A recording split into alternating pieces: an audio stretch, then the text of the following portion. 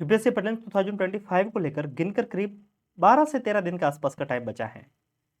Admit card 2 से 3 दिन में रिलीज हो जाएंगे, लेकिन अभी भी काफ़ी लोगों को उम्मीद है कि यूपीएससी का प्रीलिम्स पोस्टपोन हो जाएगा। काफ़ी लोग ट्विटर पे इस बात को कर रहे हैं कि पोस्टपोन होना चाहिए। इस वीडियो में मैं आपको बताऊंगा कि आपको क्या करना चाहिए। क्या उम्मीद है यूपीएससी का प्रीलिम्स पोस्टपोन हो सकता है? यूपीएससी का प्रीलिम्स पोस्टपोन करवाने के लिए क्या सभी लोगों को कैंपेन करना चाहिए? इन सब के ऊपर अपन बात करते हैं। सबसे पहली बात, कल आपने देखा होगा मोदी जी लाइव आए थे और उन्होंने ऑफिशियली बोल दिया है कि वॉर अब कंप्लीटली एंड हो चुकी है, कंप्लीटली सीजफायर हो चुका है।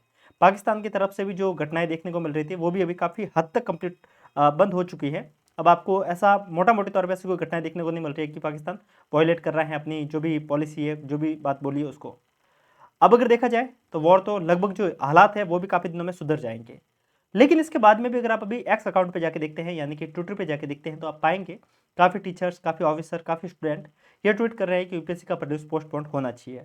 मेरा भी मानना है कि पोस्टपोन होना चाहिए, लेकिन किन के लिए? वे लोग जो बॉर्डर एरिया में रह रहे हैं, वे लोग जिन्होंने ये इतने दिनों के बीच में इस कॉन्फ्लिक्ट को झेला है, ऑफिशियली ब्लैकआउट को झेला है, ऑफिशियली ये ड्रोन्स की जो घटना हुई है उसको झेला है, उनके स्तर पे देखा जाए तो कहीं ना कहीं सही है। वे लोग जो भी आर्म फोर्स के अंदर हैं, जो लोग अभी ड्यूटी में हैं, सीधी सी बात है वो लोग भी एग्जाम लिखते हैं। उनमें से भी यूपीएससी का एग्जाम लिखने वाले काफ़ी लोग सर्विस में भी होते हैं, तो वे लोग भी एग्जाम नहीं दे पाएंगे। और एग्जाम देखे जाएंगे तो काफ़ी एग्जाम इंडिया में भी पोस्टपोन्ड हुए हैं, आगे उनकी डेट किसकी है। तो उन सबको देखा जाए तो यूपीएससी का एग्जाम भी आगे जाना चाहिए। ये तो है मोटा मोटी तौर पर सबका पर्सपेक्टिव, सबका एक अनुमान। अब अपन बात करते हैं क्या पोस्टपोन्ड होगा, इसकी कितनी उम्मीद है। अगर आपको खुलकर बोलो, 0%। ठीक है। अब आप बोलेंगे हाउ डेयर यू, तुम्हारी हिम्मत कैसे हुई, तुमने ये सब कुछ कैसे बोल दिया। देखिए, मेरे पे गुस्सा निकालने की जरूरत नहीं है, जो वास्तविकता वो यही है। चांस बहुत कम है, और फिर भी कहते हैं ना कि कहने को कुछ मतलब होने को तो कुछ भी हो सकता है, ये इंडिया है। ठीक है। क्यों मैं ऐसा बोल रहा हूँ? अगर मैं आपको दिखाऊं, कल का एक फेसबुक पोस्ट है, फेसबुक कह सकते हैं कि फेसबुक पे अरुण कुमार सक्सेना जी, काफ़ी लोग इनको जानते होंगे, जो यूपीएससी की तैयारी काफ़ी टाइम से कर रहे हैं, जिन्होंने यूपीएससी को समझा है वो इस व्यक्ति को भी जानते हैं। अरुण सक्सेना सर, जो कि यूपीएससी के मेंबर हैं, और इनकी जो बात रहती है ना, वो पत्थर की लकीर है। चाहे यूपीएससी का रिजल्ट हो, चाहे यूपीएससी के आंसर की कब आएगी, यूपीएससी के रिगार्डिंग कोई भी अपडेट होती है, तो ये जो बात बोलते हैं ना, लगभग सही होती है। ठीक है। इनकी बात कह सकते हैं कि इनसाइडर की तरह काम करती है।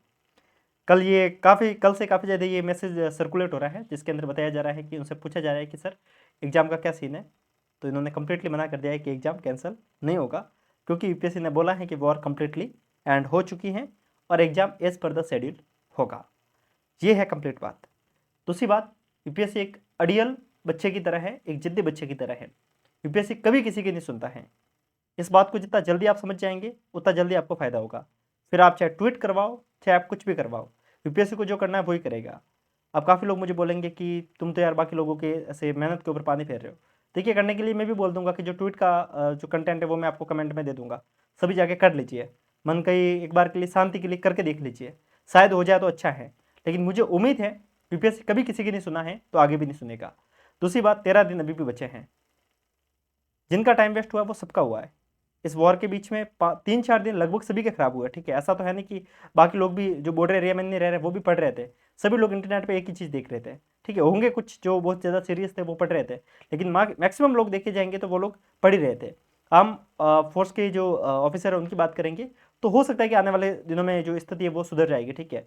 तो यूपीएससी कभी भी एक मार्जिनलाइज सेक्शन की तरफ सोचता कब है? अगर सोचता होता तो सीसेट के बारे में भी सोचता, मार्जिनलाइज सेक्शन के बारे में सोच रहा होता तो कोविड के टाइम पे एक्स्ट्रा अटेम्प्ट देता। लेकिन यूपीएससी मार्जिनलाइज सेक्शन के बारे में कभी सोचता ही नहीं है।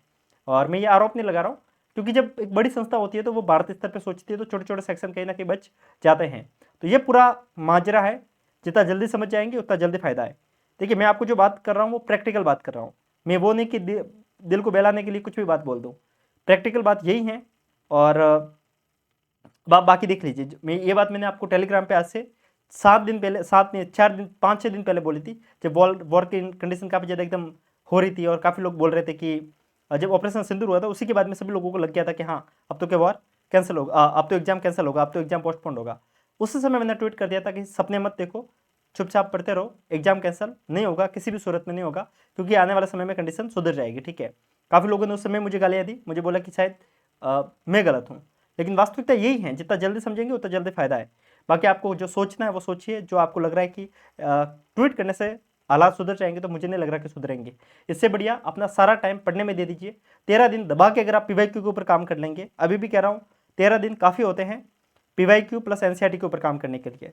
आपने जितना पढ़ा है शायद वो काम करे ना करे, लेकिन पीवाईक्यू और अगर एनसीईआरटी को अगर आप ढंग से कर लेंगे, बाकियों से मतलब आपके जितने नंबर आने वाले हैं उससे आपके कम से कम 12 से 15 क्वेश्चन एक्स्ट्रा ऑटोमेटिकली सही हो जाएंगे। ये मैं आपको हवा में बात नहीं कर रहा हूँ, आप पीवाईक्यू करके देखिए, आपको समझ में आ जाएगा। कम से कम आपके 15 क्वेश्चन ऐसे ही सही हो जाएंगे। तो आप इन चीज़ों के ऊपर काम करेंगे तो आपकी तैयारी जो बिगड़ी है उसको वो सुधारी जा सकती है। टाइम सबका खराब हुआ है तो कंपटीशन एक जैसा ही है, ऐसा नहीं कि कंपटीशन में कोई खास फर्क आने वाला है। पेपर टफ आएगा तो सबके लिए आएगा, तो कंडीशन सबके लिए एक जैसी है। तो वे लोग जो भी बीच मझदार में है, कहने का मतलब जो सेंट्रल इंडिया में है, कम से कम आप लोग तो बहाने मत बनाइए, ठीक है। मैं मानता हूँ कि जो बॉर्डर एरिया में रह रहे हैं उनके साथ में ये कहीं ना कहीं इनजस्टिस हो रहा है, लेकिन यूपीएससी सुनेगा नहीं।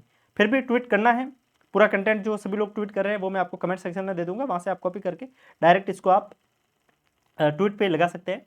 और एक बार ट्वीट करने से आपको अगर आपको लग रहा है कि यूपीएससी सुनेगा तो करके देख लीजिए। बाकी जो मोटा मोटी तौर पर पूरी बात थी वो मैंने आपको गोलमोल बता दी है। बाकी आपकी जो मनोदशा है कमेंट सेक्शन में लिखिए, और जो भी आपका मानना है वो मुझे बताइए। मिलते हैं, तब तक के लिए नमस्कार, जय हिंद।